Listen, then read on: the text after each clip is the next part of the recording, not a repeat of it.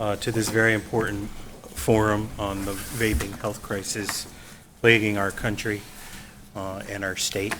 I'm so delighted to co-host this forum with our esteemed Attorney General, William Tong. And we have an excellent group of panelists joining us this evening. Dr. Mario Perez, Pulmonary Specialist at UConn Health. Jennifer Kertanis from the Farmington Valley Health District, who's on her way. Amy Muska from the Simsbury Public Schools. Tom Steen, a member of Community for Care. Assistant Attorney General Mike Wertheimer, Simsbury resident. And delighted to have all of you here to share your wealth of information and experience and perspective on how we're addressing this issue. The vaping epidemic has become one of the most pressing public issues of our time. The outbreak of lung injuries associated with the use of e-cigarettes has grown to over 22,000 cases nationally in 49 states and have resulted in 47 deaths. In Connecticut alone, we've had 38 lung injury cases and one death that occurred back in October. There were 25 cases of lung injury still under investigation. Even scarier than this, the cause of this disease is unknown, and there's no cure as of right now. This past session, we were able to make great strides in raising the tobacco age and decrease the addiction of smoking. As a matter of fact, nearly 90% of adult smokers began smoking before the age of 18, and that if someone has not started smoking by 21 years old, it is unlikely then they will. So while we made progress, we still have a long way to go. Of particular concern is with the vaping products marketed to young adults is the flavors, which contain a certain tobacco which can be linked to cancer and other illnesses. They're so addictive that they can contain even more nicotine than regular cigarettes do. So as policymakers, we're joining forces to address this. Again, not just at the local level, but on behalf of our state and our country. I'm really fortunate to have worked with then Representative Tong, now Attorney General. He's been a tremendous advocate. When I was in the legislature, I came in the year of Sandy Hook, and Representative Tong was a major leader in crafting the comprehensive legislation that led to better measures toward gun control and improved mental health outcomes. He's been a leader on civil rights and human rights and rights of immigration. He's been a great resource for issue near and dear to my heart, the statewide water plan. He's a fly fisherman, by way of trivia, and he loves the Farmington River. But he certainly has been a strong proponent of all of our waterways, and in particular in the wake of the PFAS spill that we're still dealing and reeling with the implications of all of that. So he's a busy man, but he's taken on some very key issues, and I really applaud his leadership, his friendship, and I just wanted to introduce him and welcome him and thank him, and please join me in welcoming our Attorney General to Simsbury. Thank you. Thank you, John. Let me just say that it's great to be here in Simsbury. I spend a lot of time sneaking out on Friday afternoons to the Farmington, and I grew up around here. My parents live in Glastonbury. I grew up in West Hartford, and I went to the Rembrook School. So Simsbury is home to me in many ways, and this beautiful town, this beautiful area, and it's always great to be with John. We served for a number of years together in the state legislature. Simsbury is very lucky to have John Hampton as its state representative. John works extraordinarily hard. Doesn't always jump in front of cameras. Some of us are accused of doing that. But John makes his presence known by working extraordinarily hard. So he's the classic workhorse, not show horse. And that's why when we talked about doing something on vaping, and in particular the company that controls the entire market, Juul, I jumped at the chance to work with John again on this issue. So why is the Attorney General here, and why do I care about this issue? Well, first of all, it's personal for me because I have 3 kids. 13, 11, and 8. And I like to think that I know what the kids are into these days and that I am not so unhip as to not be in touch with what my teenage children or soon-to-be teenage children are involved with. But I was at dinner this summer, and my daughter Eleanor, who's 13, had her friend Katie over for dinner, and we started talking about what's going on in school. And without my prompting, they started talking about Juul. And they talked about how pervasive it is, how so many kids from different friend groups and different socioeconomic backgrounds, cool kids, nerds like me, athletes, non-athletes, how, girls, boys, everyone is doing it. And they're doing it during the day. They're doing it in not just the bathrooms or out back, on the athletic fields, but in class where they can get away with it. Because as you know, a little Juul looks like a USB and does not emit an odor, so you can take a drag and exhale into your elbow or something, and no one is the wiser. And I tested them, and I said, really, is it? I mean, I hear a lot about it because I read about it, and I talk about it with my colleagues, and I see statistics, but is it really a big problem in Stanford Middle School? And they said, absolutely. It's a huge problem. So fast forward, or actually reverse a little bit, I had announced prior to that conversation that Connecticut is leading the way among many states who are engaged in investigations of Juul and other e-cigarette companies. Some states have sued. North Carolina has sued. California has sued. Massachusetts has sued a company called Eon Smoke. Because this is such a big issue, and Juul is such a profitable and powerful company that is now owned 35% by Altria, the former Philip Morris. And just so you know, Juul is represented by no fewer than 3 former attorneys general as its lobbyists. So you think about the amount of firepower in addition to the lawyers that they have, and the PR people and the marketing people. They have, no pun intended, pretty heavy guns, right? The big guns backing them up and constantly trying to shape public opinion and convince attorneys general that, that they're the good guys and that what they're doing is not harmful and that they're not targeting kids.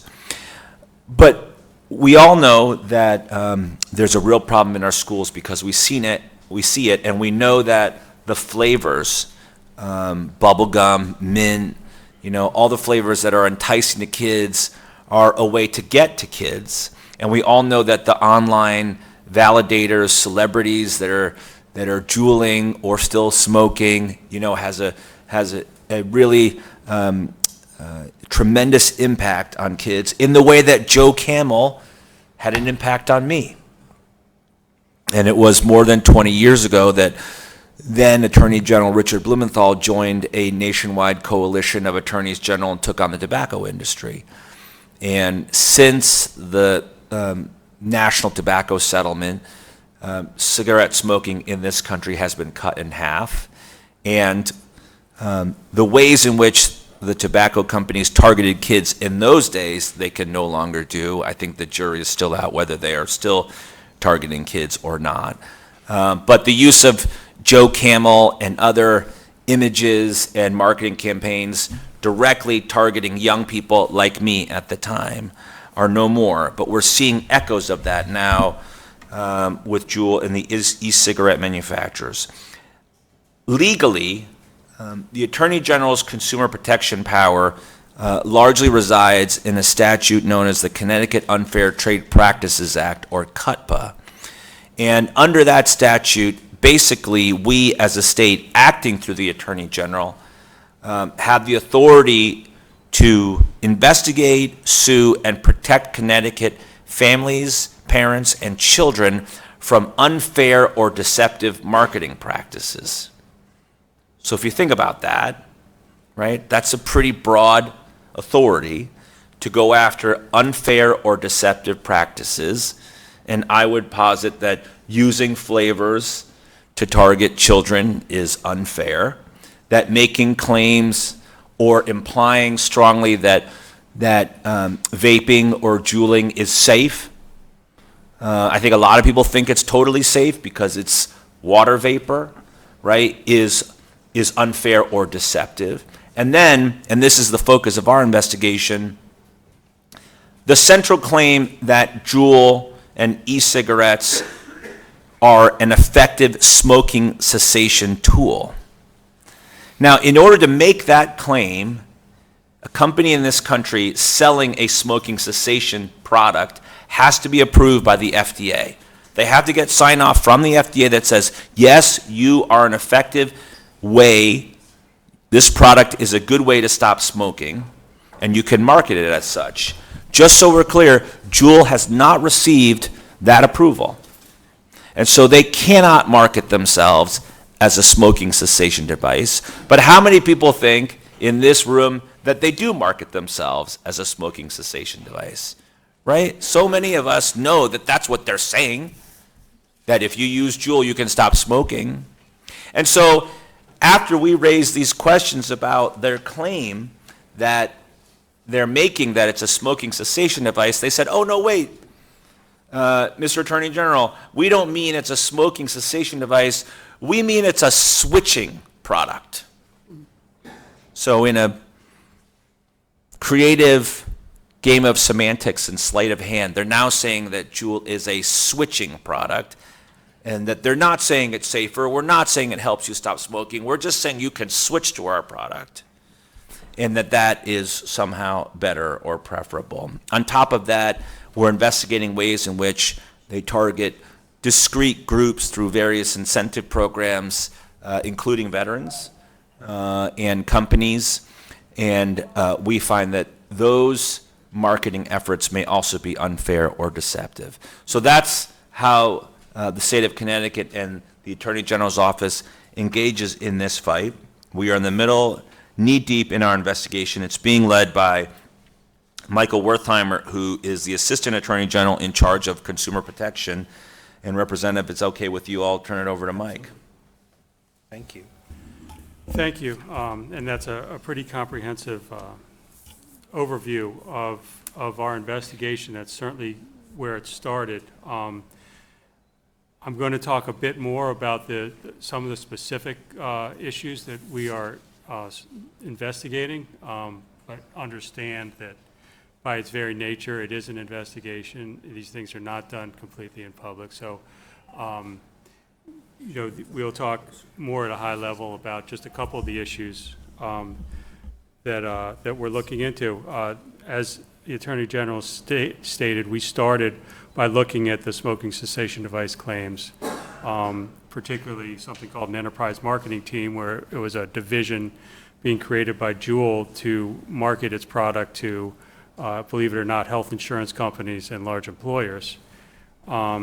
Also started looking at these promotional starter kits, which they were making available to veterans, military, first responders, that for $1 and shipping with free, you could get a device and 4 pods. This is a practice that is specifically prohibited for tobacco products by the Master Settlement Agreement that the Attorney General mentioned, but this was a page right out of that playbook. Since then, our investigation has broadened a bit to a lot of the issues that you read about every day and that we see. The targeting of marketing towards youth, that happens in a couple different ways, we believe. One, obviously the flavors is a big one. Most of the youth, if you look at surveys, start with flavors.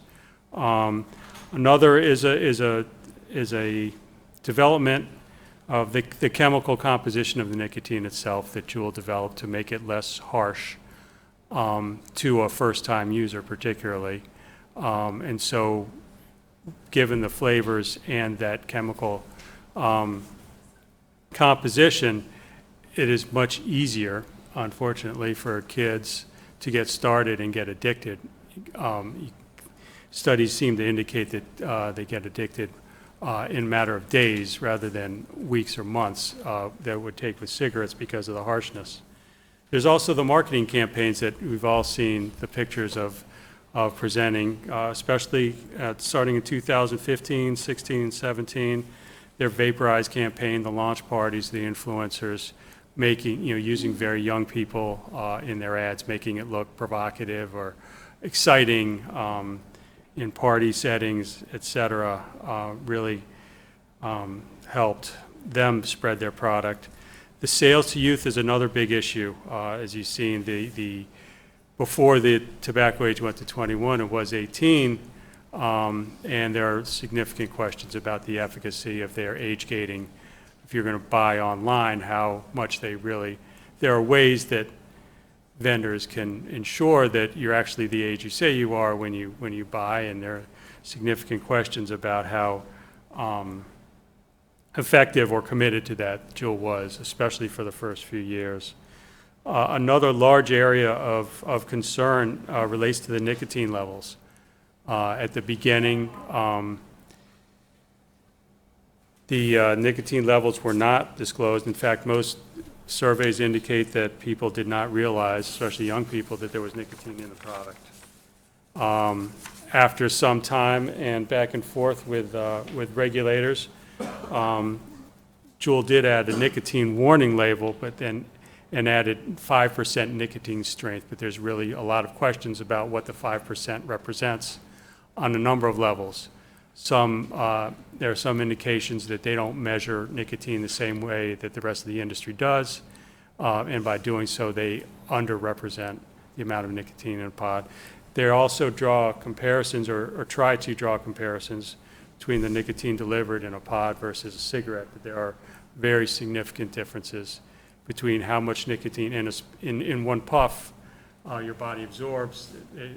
There's developing science indicating that the body ingests far more nicotine through vaping products than they do through cigarettes. And also, there are physical differences between a cigarette and a vape product that lend itself to nicotine being delivered at a much higher level through a vaping product than through a cigarette. Cigarettes burn down on their own. You have to physically relight them after each day. The pod is just there. It's only activated when it's being used. It also, as the Attorney General mentioned, it can be used indoors, outdoors. It doesn't, make the user smell like smoke and not want to go, out in public, et cetera. All these things count and matter. So Connecticut is leading the way and is investigating these matters. It's a massive undertaking, and it's not going to be an overnight thing, but we are actively engaged. Thank you, Mike. Before we turn it over, thank you so much. Before we turn it over to our other panelists, I wanted to first thank Simsbury Community TV for filming this evening. They're a great resource, and folks at home can watch this or online or on channel 98 and 96. I think I have the channels right, but thank you. And I also wanted to recognize Selectman Wendy Maxtudis. If she looks fresh and comfortable, she just got sworn in, so she hasn't lost her optimism. But we're delighted that she was literally just sworn in yesterday. She's going to be a great addition to the Board of Selectmen. So I wanted to acknowledge her presence and thank you for being here. And again, we have wonderful panelists. I think what we'll do is start at the end here with Amy and tell us a little bit about yourself, your background, and the organization you represent, and how you've been addressing the vaping issue. Welcome and thank you. And thank you. I'm Amy Muska. I am the K-12 Department Supervisor for Phys Ed and Health for the Simsbury Public Schools, and I've been in the school system about 22 years. And over the time with drug education, various topics have come up, and our curriculum reflects what is the current status and what is happening. 2 years ago was really when vaping started to come in. We, in our 8th grade health program, started to discuss it. It was interesting. Our students knew a lot about it. They knew a lot lot about it, I think, from high school students who had older siblings. Therefore, they were hearing this, they were hearing that. We worked closely with our SRO, and that's Todd Cushman at the middle school, and brought them in to start to have these conversations with that, with decision-making and refusal skills and peer pressure and things like that. And discussing it. At that point, there were a lot of questions we didn't know. Long-term impact, how kids were getting them. They didn't think the flavors really would do harm. So there was a lot of misinformation along the way. We are now 2 years forward, and we know that there's a lot more information. We have strengthened what we do at the middle school. We are going to continue to work with Officer Cushman coming into the grade 8 classes. We're dropping down information into the 7th grade with content to educate that level. And we this year expanded using our SRO officer, Laurel Harrington, to come into our grade 9 classes in our substance use and abuse unit to discuss vaping, discuss content. And once again, it's not just about the content, it's about the skills that go with it. So you have to talk about how do you proactively communicate yourselves, how do you pull in those refusal skills, how do you assert yourself, how do you, with the refusal skills, learn how to say no and advocate for yourself. In our 10th grade program, we do not pull in vaping because we focus a lot on the opioid epidemic too. And then that pulls us into our junior program and our wellness. We do a large group advocacy project, and one of the topics is vaping. And in there, kids have to research reasons why, find statistics to support their reasons. And what they're doing is they're trying to educate their peers on why kids are doing it, healthy alternatives that they can do instead, so that we can continue expand this use. In preparation for this, I also talked to our 2 SRO officers to talk about the prevalence in the high school. When this first came out, there was a lot of work done for parents. SPTC did a presentation at Henry James.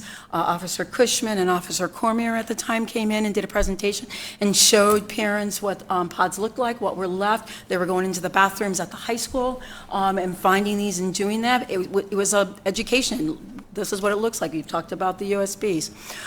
In addition, there's been education with faculty through professional development to educate what to look for in classes because you're accurate. Kids are very, very smart, and they're getting smarter, and they know all the different ways to do it. So we like to say it doesn't happen in class. It's not existing, but we're trying to be as proactive. We are being aware and searching the bathrooms and looking for use. One of the things when I was talking to the high school SRO, they did say that the use going into this year appears to be less, but she also signified that it could also be that sometimes the kids are getting a little smarter, and so we need to step up and be smarter. So we have educated parents, we've worked to educate staff, and we are constantly and continuing drawing our expansion on how to educate students to make them informed so they can make good decisions. Lots of kids are using them, as it's been stated, trying it. When I talked to Officer Cushman about the use at the middle school, one of his was, we're not really seeing it within the schools, but we feel that the use outside of school is increasing, and a lot of that is to do kids hang around with older kids, and it's there, and let's give it a try. So we're still working on the harmful impact of trying vaping and the addiction from vaping to educate our youth. Thank you, Amy. Thank you very much. Doctor, welcome. Thank you so much for being here. Thank you for having me, and I applaud the efforts from the state in addressing this epidemic that is actually occurring. I'm currently an assistant professor of medicine at the University of Connecticut School of Medicine, and I'm currently practicing at UConn Health as a pulmonologist. I'm also conducting translational research on the effects of electronic cigarettes with a focus on the respiratory system. And I have been lucky enough to have several peer-reviewed publications on the effects of e-cigarettes, particularly associated with asthma and COPD. Despite the fact that they have only been in the market or in the United States for around 15 years, there's some evidence suggesting that they actually can lead to disease. There's other research that has been published showing that actually the use of e-cigarettes can be associated with other entities, and also the effects of even second-hand and third-hand exposure to e-cigarettes. as the industry calls it, a vapor, probably to deceive the users, is actually an aerosol that generates a residual and has different physical capacities. And other thing that actually was mentioned by the panelists that is important is the concentration of nicotine and the type of nicotine, what they call a salt nicotine or nicotine salts, which actually optimizes the delivery from the electronic cigarette for the nicotine to be absorbed into the user. And nicotine, as we all know, is the substance that actually can lead to addiction. It's also important to recognize, however, that even though Juul probably compromises 70% of the market, there are other alternatives that also will have to be addressed. Because we know from prior experience, if we just eliminate one product, probably other products are going to take that part of that market. So that's something important that the state should keep in mind.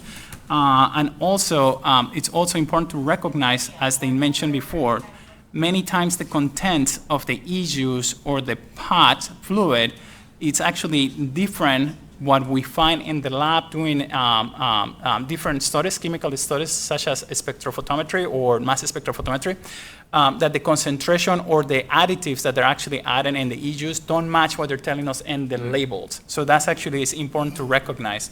And also to bring up probably the recent epidemic that the CDC reported in the last summer on E-Valley or electronic cigarette vaping acute lung injury, which actually had turned out to be fatal for around 43 people across the country in all the states except Alaska, as far as I know, and one person at least in the state of Connecticut. But we also have to recognize that probably in those particular situations, there might have been some tainted product or maybe some contamination with other substances. But it's still very early to really determine what is actually triggering that inflammation and that damage to the lungs at this point. Those are the points that actually I wanted to bring up into the table. Thank you. Thank you. Thank you, Doctor. Welcome, Tom Steen. Great to see you. Great, thank you. Of Community for Care. Thank you, John. Appreciate the invitation. Oh, can I turn it off? There you go. Just goes to show you how much I do this. Thank you all. I look across the audience and I see neighbors and I see friends and Boy Scout troop folks and through my experiences here through town, doing a lot of education through mental health promotion. John asked me to talk about vaping. And so I'm going to go down low. I'm going to go down low to say it's about communication and education. Vaping has been around for 5 years, 6 years. This doesn't automatically happen. It's been here. But now it's gotten to the point where it's dangerous. And the good doctor is sitting next to me. Anytime you put something heated into your lungs, it's going to damage it. But are we communicating? Not only with our kids, but with adults across the lifespan. We really need to take a real hard look on vaping and what it's doing to our bodies. You know, as in my 40 plus years as a not-for-profit executive, in the past 8 years or so in mental health and substance abuse prevention, I have learned through really people on the ground that nicotine is the worst addictive drug there is. All the counselors tell us this, but yet when these vaping things in these pods have like 100 times the power than a cigarette does. So, boy, you think about that, and you think about addiction, and this state's in the middle of an opioid crisis. That's a whole nother subject that we can talk about. It's all about addiction. So I implore everybody today, and I know from the Community for Care group, and Jennifer, my colleague next door, came and we did a presentation, I think about a year ago, on vaping, and the police department was there, and we partnered very closely with the school system about education, because it's education, it's discussions, it's communication, to really help us to move folks away from this and to find better healthy lifestyles, which I think is really what we want in our community. So for anybody that really would like to get more information, go to Simsbury TV. They have this, it's on tape, I believe, it's in their file, and view it, because Jennifer provided some real, and there was several other presenters that provided some really serious and very good information about it. And everybody in this room has a homework assignment. I like to call it a homework assignment. What you learned today, you need to share with your community, because that's how we're going to be able to turn the tide with this. It's communication and education. Thank you. Tom, thank you. Before you move on, can you do a quick overview of Community for Care? I think it's important for Simsbury residents to know what a great organization that is, who they are, and what they do right Sure, here John. in town.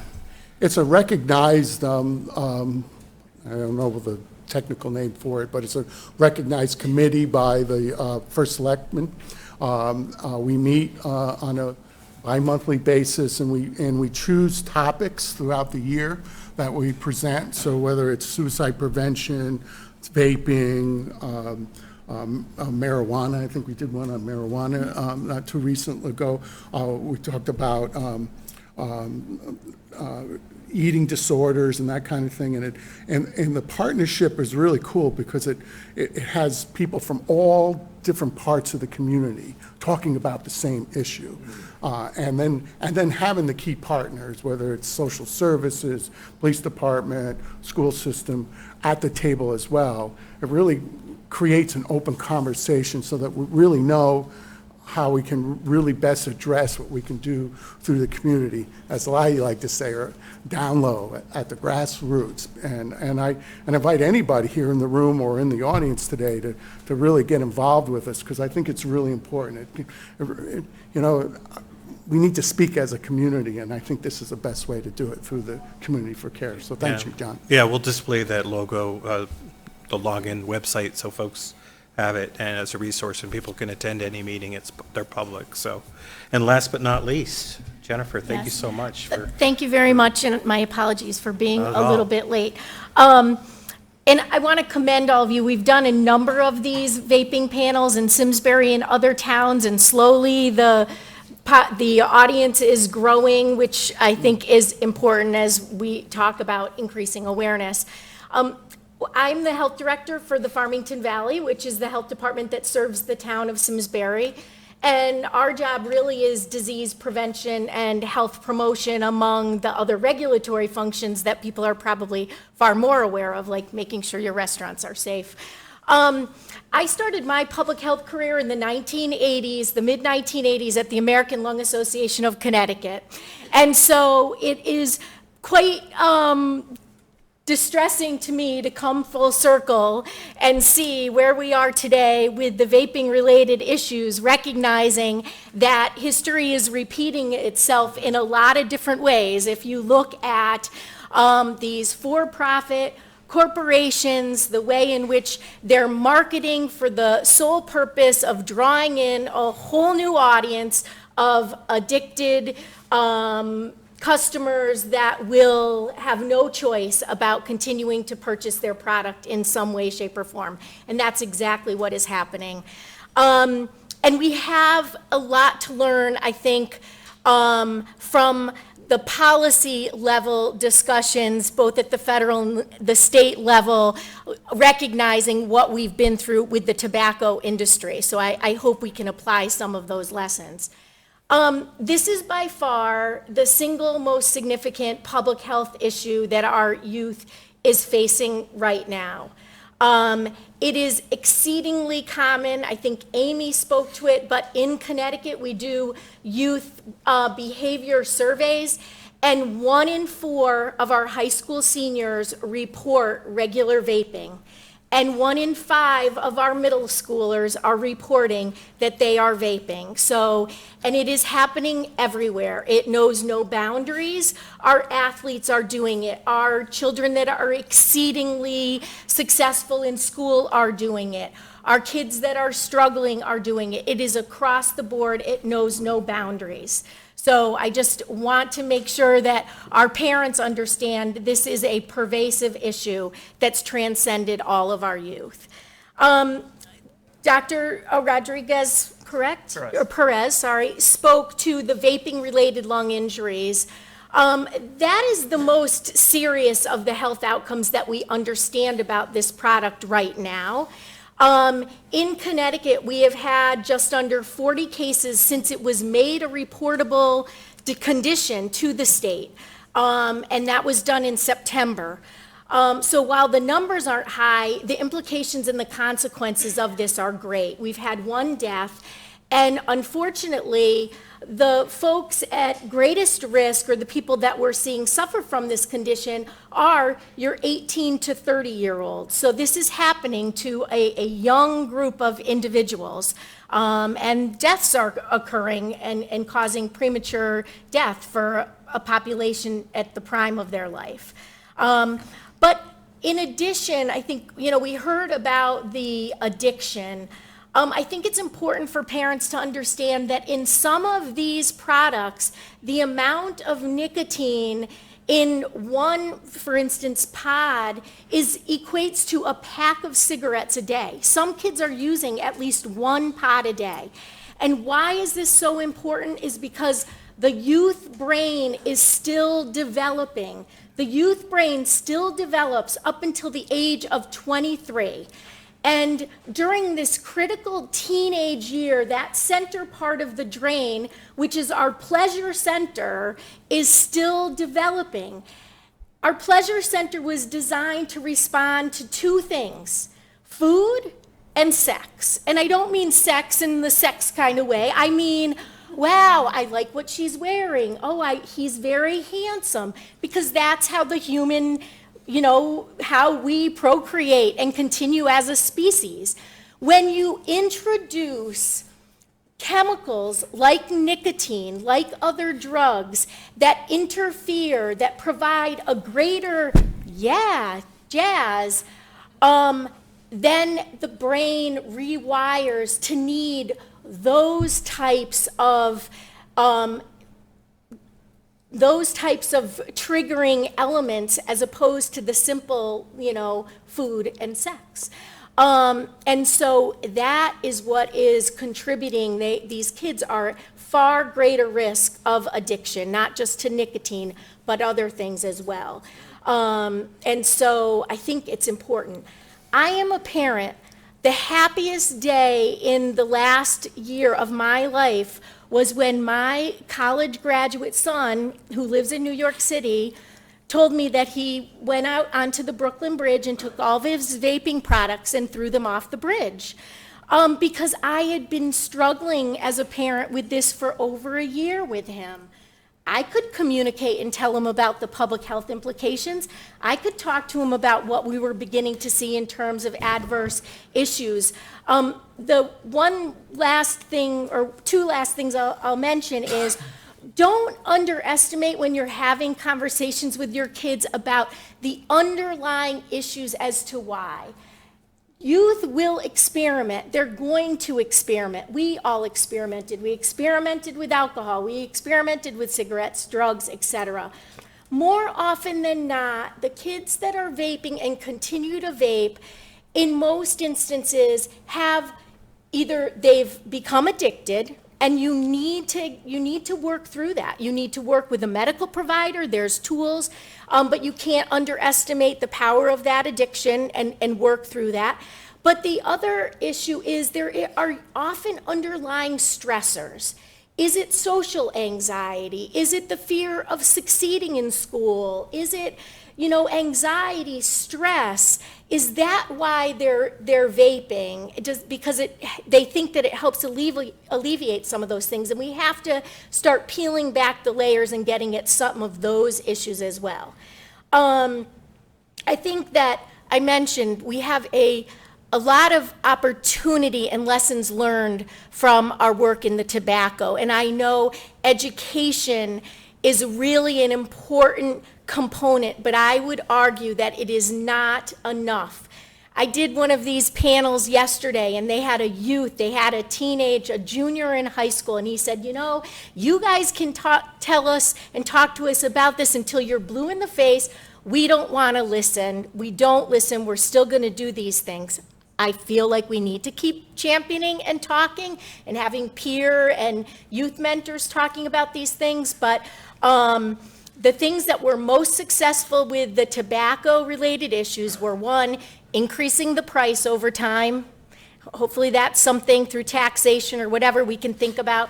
We've got to deal with the marketing, how it's marketed, where it's sold, what types of advertisements these kids are seeing, and reducing those influences as well. So thank you for having me. Thank you. Yes. And really appreciate this great panel, and it's a powerhouse of resources and information. And I thought it'd be a good time to go Oprah style with pass the mic.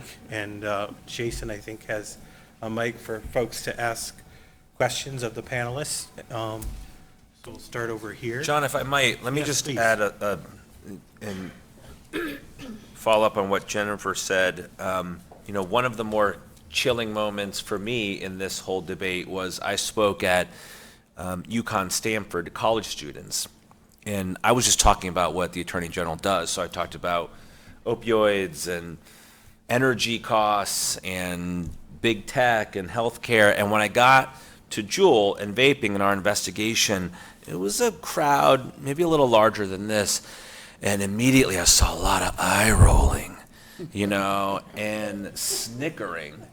And it gave me chills because everyone just thought I was full of it, and it was pervasive in the crowd. They're like, oh, give me a break. That was the reaction. The other thing that I hope everybody is monitoring is, look, everybody has their sights on Juul. We do, many other states do. They're going to bear the brunt of our investigative efforts and prosecutions.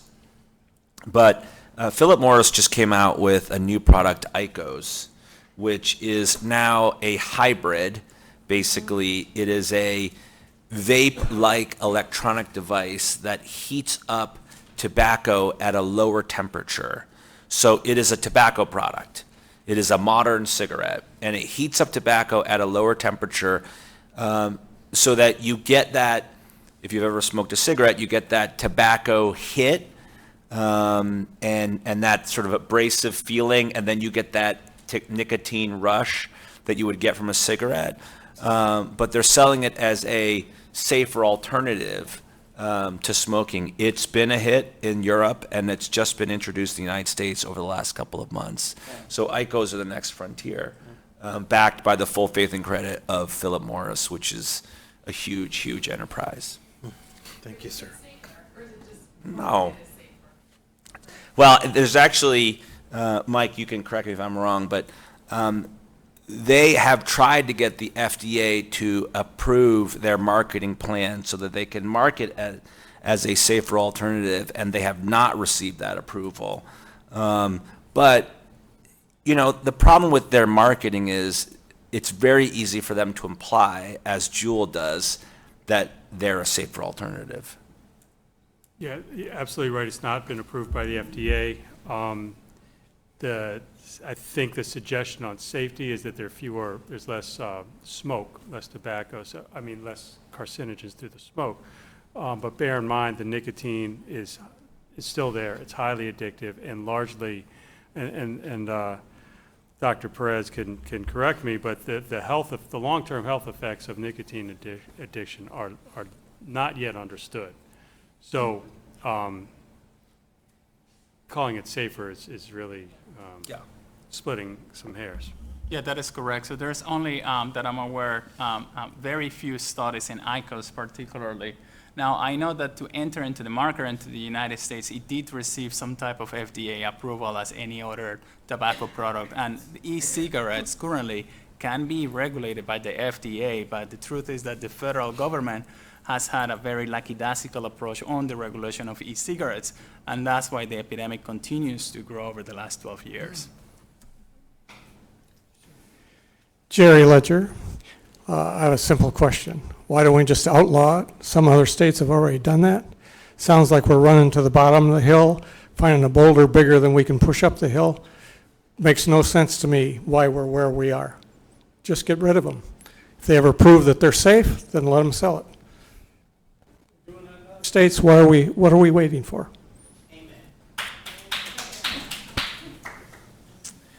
Well, I think the answer to that is there are probably some legal hurdles to outlawing them outright, of constitutional dimension, and, you know, people in this country still have the right to sell certain products, and that's a huge fight. The second fight, frankly, is in the legislature. And when I was in the legislature, and we tried to increase cigarette taxes and taxes on other so-called vice products, there's a lot of objection to that by legislators because they hear from their constituents. And frankly, there are socioeconomic elements to that where people argue that taxes on cigarettes and taxes on alcohol and the lottery, that those taxes fall disproportionately on the poor and on urban communities, and that those are taxes targeted at people who lack financial means. Those are the arguments that are being made. You can object to them. I see you standing up, but I'm just saying, I think that that's the reason I'm answering your question why, and that's what's happening in the legislature. So you're answering why you're not going to raise taxes. I'm saying eliminate it, make it illegal. Well, no, I think the same reason why you can't get votes to raise taxes on these products are the same reasons that you'll hear from similar arguments from the same legislators that you can't outlaw them because they have constituents that use them. Put it up for a vote. It will fail. And we'll deal with I bet right now that if you put it up for a vote, it would fail. But, We'll deal with those other legislators that spoke that way. so I know I and other legislators will be introducing legislation this year, so we'll be undeterred and keep up the fight and appreciate your. I think, you know, Tobacco 21 was an example. It took 2 years, maybe 3 in the making before it actually passed. You know, we think that it was a pretty straightforward, makes sense, but, you know, the Took a long tobacco time. lobby, it took Yeah. a long time. And the tobacco lobby has far more resources than your public health departments and your towns and your municipal governments and youth service and all those folks that would, and I mean, that's unfortunately the reality. It's tough. Also, if I might comment about banning the products, so we don't have data on the effect of banning the e-cigarettes in those particular states or cities that have banned the e-cigarettes in general or the use of flavors. Some people may argue that actually can generate a new black market, bringing e-cigarettes or devices from surrounding states. So that's something to keep in mind too.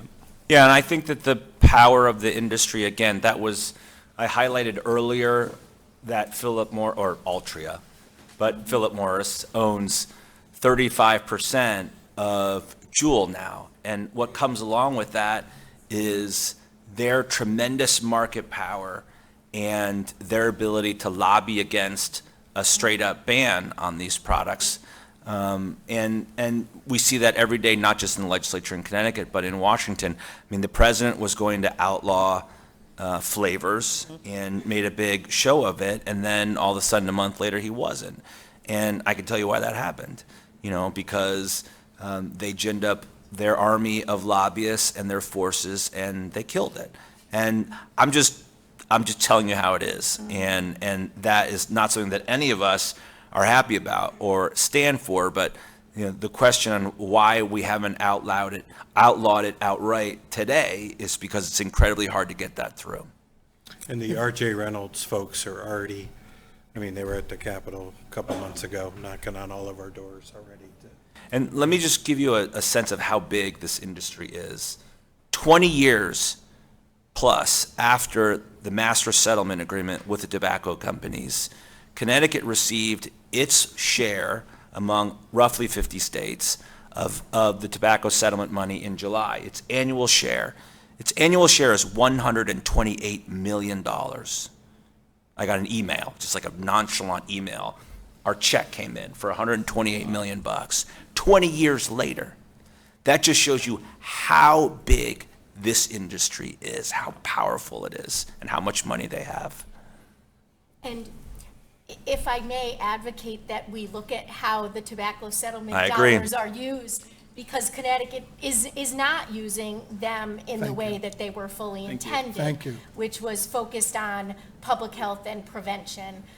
So if this vaping epidemic provides a new opportunity to look at that, I think it's really important. And that, The last several years, those dollars that have come to our state have ended up in the general fund and not been, and for whatever reason, below my pay grade, it has disappeared. and that is seen as a failure of the tobacco settlement.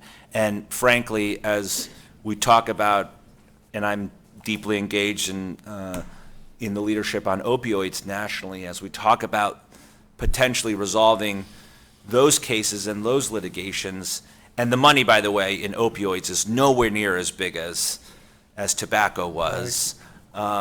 But people are very cognizant of the mistakes made with tobacco, and that they want to make sure that any money we get from lawsuits or settlements goes to addiction science, treatment, and prevention.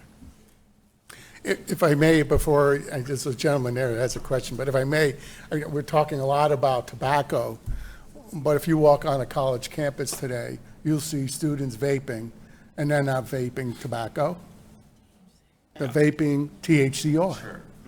So the problem is beyond this. And so I think we all need to just kind of take a deep breath. There's a lot of adults in the room. You sit in a car, you see the vapes coming out the window. I immediately back away and give lots of space because I don't know what's going on in that car.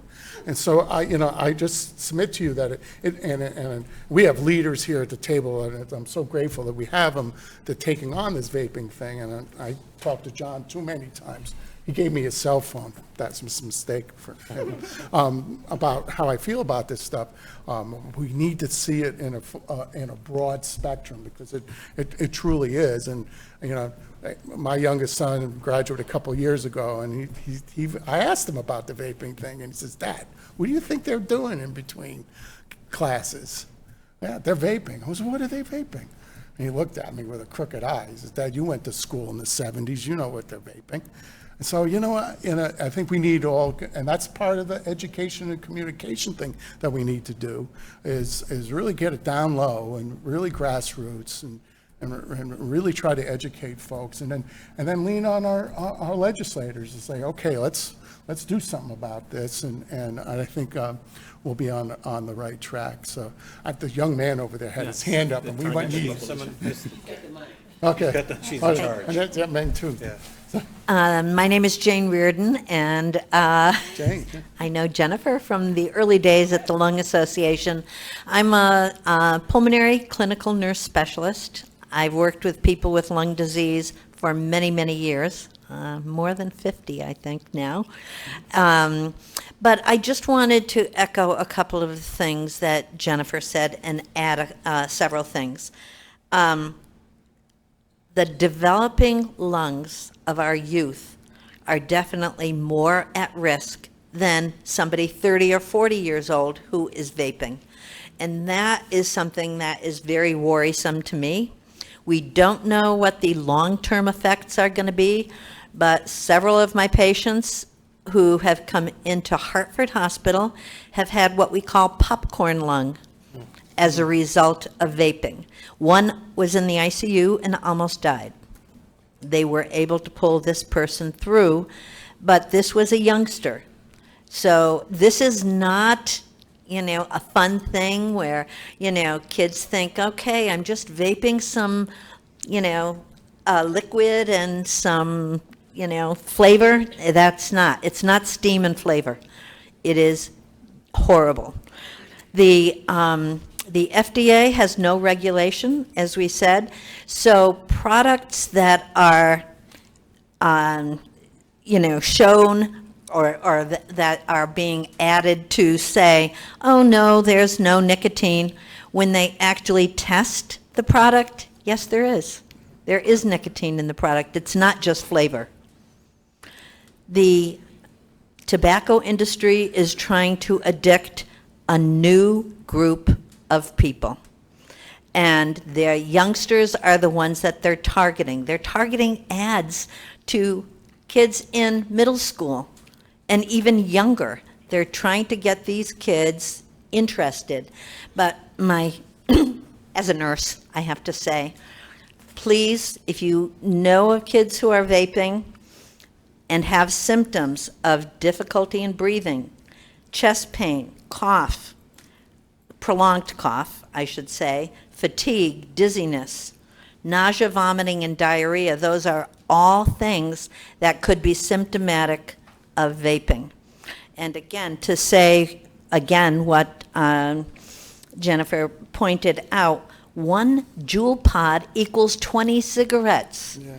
So if a kid goes out and vapes, with their friends at night, they're smoking, literally, a pack of cigarettes if they use 1 pod. So please keep your eyes open and work for legislation. Thank you. While the microwave moves, can I just make one comment? If you know a youth that is currently vaping, please, please, please make sure they get their flu shot. Yes. It's not a population that typically gets the flu. They're technically considered, immune suppressed. And with this severe vaping lung injury, if they have a severe case of the flu and end up in the emergency room, it's going to be far more challenging for providers to really figure out what's going on with them. So get those kids their flu shots. It's a good idea anyway, but especially for the kids that are vaping. Take a couple more questions. Hi, my name is Sharon Thomas, and thank you, Representative John Hampton, for this. As you know, as a member of the Board of Ed, I've talked... Newly sworn in. Newly sworn in. I've talked to John about this a lot because nationally, whether it's in the state of Connecticut or other states, Board of Eds and other states have taken a stand. And I think Connecticut has been really quiet on this. And so if we are doing something, I think it's important and it's imperative of us to let it get in the news. I mean, we see other things in the news, but we've heard nothing about this. And I know every time I go into, there's a, it could be a Pride or it could be a Cumberland Farms, and I open up that door, and on the door there's a Juul sign. I want to just take something and scrape it off the door myself. And I believe that we can do something. We don't have to wait for on other things. We want to be the first to do it, so why can't we do that on this? Why can't we? And it's not a matter of, it wouldn't pass. CVS years ago removes tobacco, cigarettes from their stores. Didn't blink about it.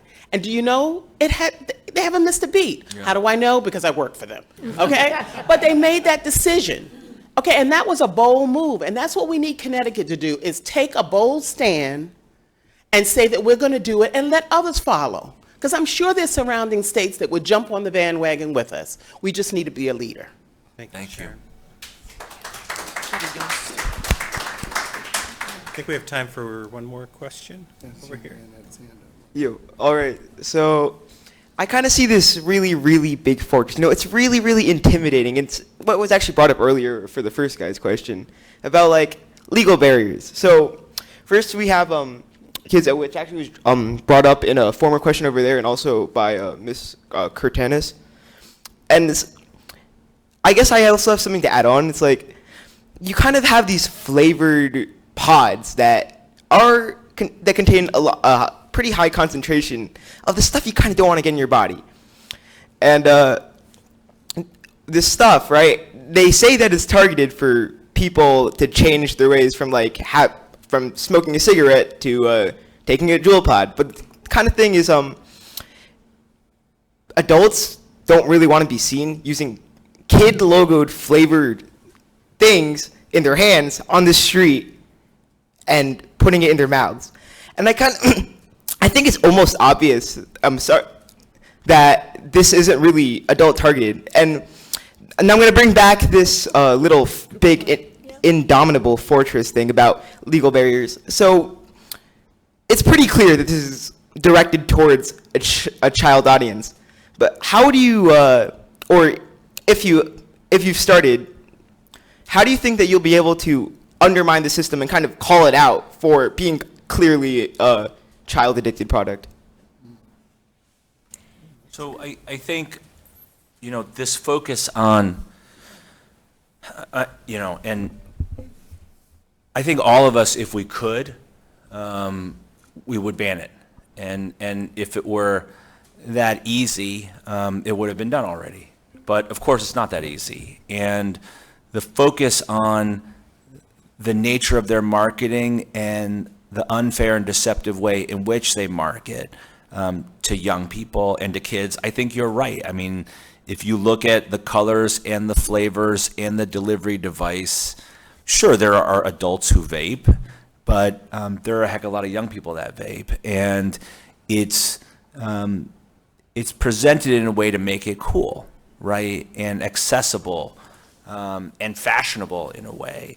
And so in the same way that we targeted the big tobacco manufacturers, we're going after the e-cigarette companies because history is repeating itself.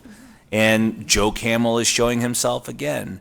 And so the way to do that is to target how they're marketing and to whom they're marketing and using our investigative power as states to do that. Yeah. And sorry for being a bit rude, and you've probably already thought of this already because you got a bunch of big brains over there. But have you really thought of any way to maybe kind of slowly make it a little bit harder for kids to actually get this stuff in their hands? Because it's pretty concealable, it's pretty small, it's pretty kid-friendly looking. If I could, and thanks for your question, there were actually two sort of legal playing fields going on at the same time. There's the one that the Attorney General described that we're working on, which is the investigation, proving that the manner in which they market and sell their product violates Connecticut law. Other states are doing the same thing. There's also the FDA, the Food and Drug Administration. They have the authority to do exactly what you say today, tomorrow, next week. Juul and other vaping manufacturers have an application due in the spring of 2020 to prove to the FDA that it's a product that should be legal and should be sold. That is probably a forum in which that debate will happen, but federal regulators could ban flavors tomorrow. They haven't done it yet. So there's a legislative regulatory side that is on one track, and talking to your federal representatives and encouraging that is every bit is extremely important. And then there's the legal track that is the playing field that we're on right now.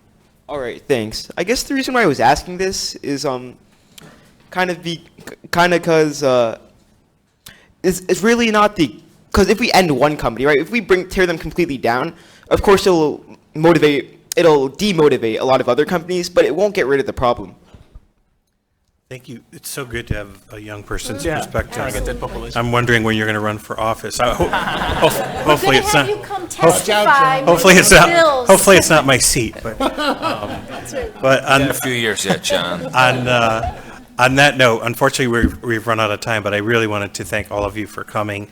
I wanted to thank our amazing panelists and amazing Attorney General for co-hosting this event. And some of us will stick around, and of course, you can always reach me as your state representative, and count on me to pursue this issue this year, and we'll need your support and backing and emails to me and testifying at public hearings and really make it a grassroots effort, which is what our democracy is all about. So thank you for being here. Again, thank you, SCTV, for filming it, and have a good evening.